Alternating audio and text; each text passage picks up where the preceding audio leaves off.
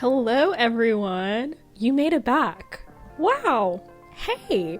And if you're seeing me for the first time, hey to you as well! Today we are delving into the beginning of quite possibly the whole reason why this channel exists, the 2010s dystopian films. As I said in my last video, I would not be the person that I am today without the 2010s dystopian films.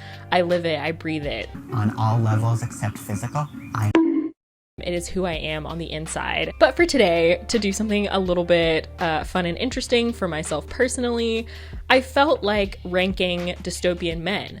But I kind of already did that on a TikTok. Alright kids, this is serious. Who is this man? You piss me off bad. You piss me off bad.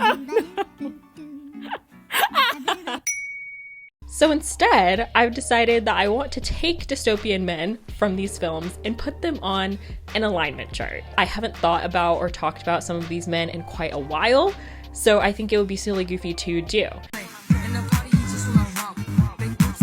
So to start off, I'm talking about a couple of films today, maybe a couple that you haven't thought about in a while. So I'm going to talk about The Fifth Wave, I'm going to be talking about The Giver, I'm going to be talking about The Maze Runner, The Hunger Games, and Divergent. All these films came out within a couple years period in the 2010s, and we were really being fed. Like breakfast, lunch, and dinner, I was eating it up. Hey guys, editing Ayana here. Don't mind the fact that my room is such a mess. I can't even block it out. I rewatched the trailers as I'm editing this video for all of these films. And I just would like to reiterate the fact that we were being fed so well. We used to have real media. Now we don't. Let's start with perhaps the most obscure teen dystopian film of the bunch, which is The Giver. So The Giver came out in 2014, and it's based upon the novel by Lois Lowry. I actually forgot that this film was technically like a teen dystopian film until I was like just doing a little search to make sure that I was capturing all of the big ones. And you know what? I do remember kind of enjoying this film. It's basically about a society that's devoid of emotion. And this guy, his name is Jonas. He is experiencing new things and is trying to change the society. You know how dystopia is. Jonas, once again, kind of a forgettable character. I remember not liking him, and I feel like that's as much as I could possibly give. No pun intended. So for him, I'm gonna put him in neutral good, because I think that, the way that he tries to help society, and at some point I feel like he has a moment with a child or like a baby, that feels good to me. That feels neutral good.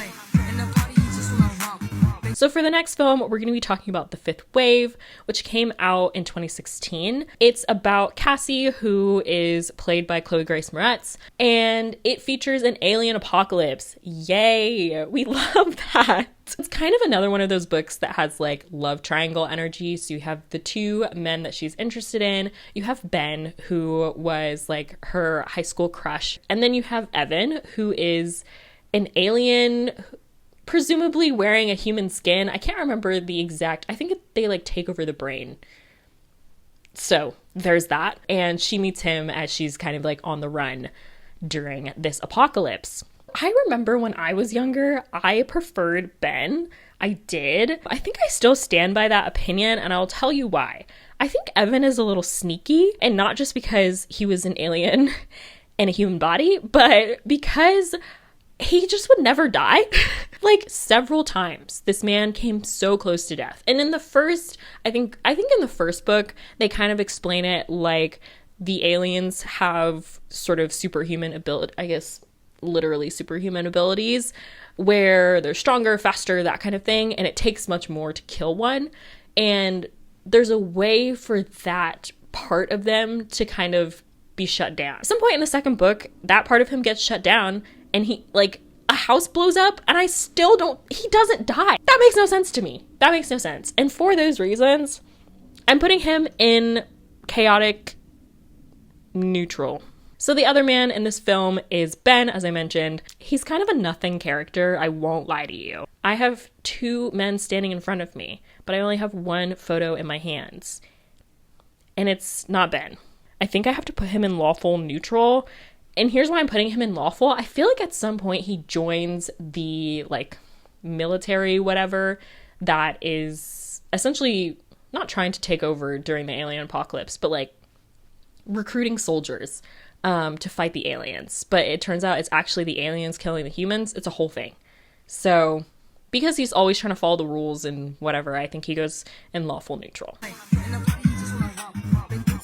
The next film that we're going to talk about is perhaps the film of the 2010s dystopian period.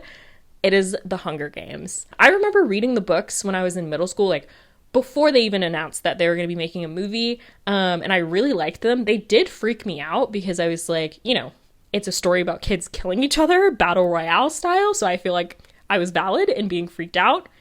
But I really enjoyed the sort of like social commentary part of it. It felt like something that I could grasp even when I was in middle school. And then of course it has enough sort of like action and tension to keep you hooked. I never understood the choice to cast Jennifer Lawrence as Katniss. She's supposed to be like a malnourished like 15-year-old, and they cast perhaps one of the curviest white women in Hollywood.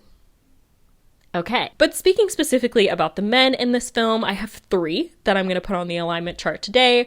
We're going to be talking about Peeta, the bread man, the bread boy.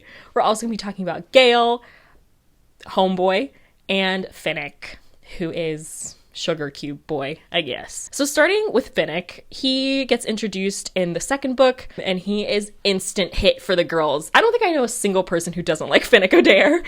Him and his sugar cubes. I have seen plenty of meme about wanting to be one of Finnick's sugar cubes.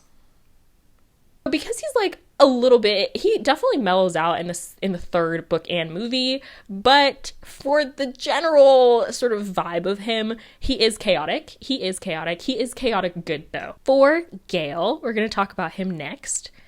I'm going to be honest with you. If you're a Gale girly out there, like I know that they're really playing up the love triangle in the movies. It's not really so much of a thing in the books. I never understood. I don't like Gale. I thought he was annoying. I thought he was whiny. He also at some point blows up Katniss' sister, and I feel like we cannot forget that as an audience. And so for those reasons, he's going in lawful evil. He feels like he's doing the right thing. He feels like he's following the rules. He feels like he's doing the things that need to keep people safe. But you blew up homegirl's sister. So, do I need to explain more? I'm not going to. And lastly, in the Hunger Games trilogy, if you will, we're going to be talking about Peeta Malak. I was not a Peeta girl when I was younger. Like, there was no other option because I didn't like Gale. But I feel like in terms of book boys that I've had a crush on, he was never in that group of individuals. I thought his character was kind of boring. Katniss kind of carries the entire book series and the films, and he's just kind of there, painting himself like a rock. So, in terms of alignment, I do think that he's a good character. I think that he's good. I think he tries his best to be good. Sometimes he falls a little bit short, but it is what it is. Perhaps his actions in the second and third book/movie need to be addressed. If it wasn't for the baby. Let's talk about that. The performance of it all, the Gagatronic line that was, if it wasn't for the baby. He gets a little bit of chaos for his actions starting to kind of play into the performance aspect of the Capitol. And I honestly think that's a really interesting trait, that he is able to kind of like play this part that they're expecting of him, but also sort of subvert it as well, while Katniss just never really fit into that bubble. So for those reasons, he's going in chaotic good. So the next set of films that we're going to be talking about, some people would consider Hunger Games knockoffs, and that of course being Divergent. Divergent. What can we say about her? I liked the books. I did. I remember reading them, and I remember, spoiler alert for Allegiant, since the second movie never got made. Lol, rip. But I remember reading, like, the end of Allegiant, and Tris dies, and I remember, like, crying in the car as I was reading that. It was very formulaic, as I'm sure a lot of people have said, and I was, like, 13, so I was eating that up. I was like, yeah, so fun. I will say, casting Theo James as 4, Now, the girls might be mad at me for this one. I didn't like Theo James as 4.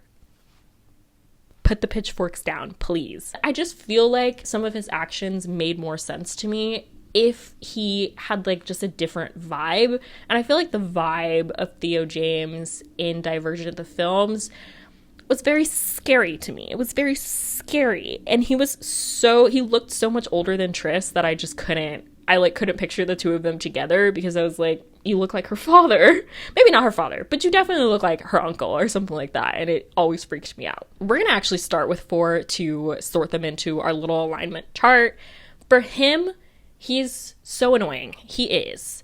I feel like we could have had more character development for him beyond, he kind of goes from like mindless trainer soldier to like mindless Tris lover boy, which is like, we love a lover boy, but it is kind of boring. I think we can all agree. So talking about Caleb, Tris's brother, he sorts himself into Erudite, which is the like super smarty smart pants. And they do try to take over the government. They do kill a lot of people, and he does have a hand in that. Does he repent for these actions? He does. But for being a part of them in the first place, chaotic evil. So last but not least, by far, for this conversation, we are going to be talking about my all-time favorite dystopian teen set of books, set of movies, The Maze Runner. You know the crab like money. You know the spines like fun. You know the store keeps shining. You know that's where the lights shine. Yes, Gaga, you look so good. Dead fucking broke cheddar city that we run. So The Maze Runner, the first of them, came out in 2014. Another win, an actual win for 2014. It is... what can be said? Today, we're going to be talking about Thomas, who's the main character. We're going to be talking about Newt, who's my favorite character. We're going to be talking about Mino, who is another one of my favorite characters. And we're going to be talking about Gale, who is a lot of people's favorite characters, actually. There's like a 4-way ship between them. Y'all, this was serious, okay? It was serious. Let's start with Mino, actually. I think he might be the easiest one to sort. He is best friend. He is a guy's guy, okay? He's locked in and loaded. Get done what we need to get done. I think that he is chaotic good. Chaotic because sometimes his actions, we do have to question. You do have to be like, Mino, are you thinking? And the answer is no. So the next person that we're going to talk about is Gale, who is perhaps one of the most interesting characters, I think, in some of these teen dystopian novels and films that you sort of stumble across. In the first book, he is an antagonistic character. However, I think we do need to acknowledge that the whole time he was like, Thomas is causing problems. Thomas is making everybody unsafe. Thomas keeps fucking shit up. And he was right. So we can't be too mad at him, but we can be mad when he killed Chuck. He did kill Chuck. Rip Chuck. And then by the third book, in the third movie, he is like on the side of the resistance and also trying to figure out how to take down Wicked and helps out Thomas and his friends. So redemption arc. We love to see it. And it feels like an actual natural redemption arc. It doesn't feel sort of forced, which is pretty cool. I feel like in the first book, he is lawful evil. He is trying to follow the rules to the point that he does not care if he has to kill people to do it. By the last one, he feels much more like chaotic good. It feels like a big repentance for the actions that he does in the first book. So next we're going to talk about Thomas, who is played by Dylan O'Brien in the films. He is the main character of the Maze Runner. He's part of putting the maze together. He's also part of getting the boys out of the maze after he realizes everything that Wicked is doing is terrible. Who is Thomas? Thomas is a bull in a china shop. He is another act first, think later kind of individual, or he'll act and start thinking at the same time. One thing about Thomas is he does not shut the fuck up. He's always asking questions. He's always making moves. And I think at the beginning of the series, it feels like antithesis to the kind of care and respect that all of the other boys have built for each other over the years. He comes in and is like, you guys are so stupid. Why aren't you trying to escape? And everybody's like, Why do you think that you know things when you've been here for 3 seconds? And by the end, he feels much more of like a solid, like grounded in his principles individual. And I think for those reasons, we kind of got to pop him with Mino and put him in chaotic good. He feels like the kind of individual that is going to find a way no matter what they have to do. Like if one of his friends are in trouble, he is like king of Friendship is Magic Island. He's going to figure out a way to make them safe. So last, but certainly not least, in our little conversation today, we're going to be talking about the man, the myth, the legend, the OG, the GOAT, Newt. No, maybe we can even fucking out. Fuck your boyfriend, he a bitch. And I think it's time you switch. Call me when you feeling lonely or when you in need a. So Newt, I literally can't even stop laughing. I'm like giggling thinking about him. Pull it together. Pull it together.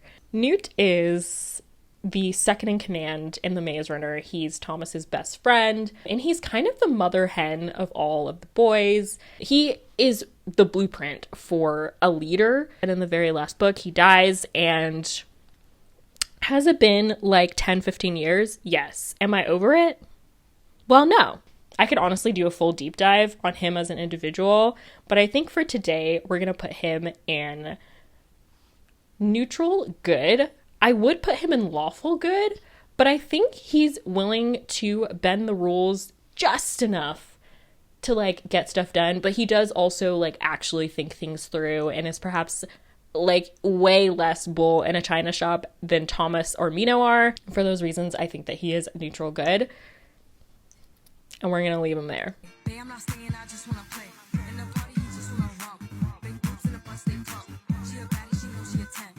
So, what do you think? What do you agree with? What do you not agree with? Where would you put other people? Who have I forgotten? Because I'm sure that I've forgotten some people, and I could do another version of these. I was gonna do it with the girls, but honestly, like sometimes sorting men into little boxes is more fun. I hope you enjoyed either way. Thank you so much for sitting down and chatting with me. And if you want to stick around and do some chatting, feel free to stick around and do some chatting. You can watch my last video on the first time, another Dylan O'Brien think piece, and, you know, have a little bit more of me. But for now, I will see you in the next one. Bye.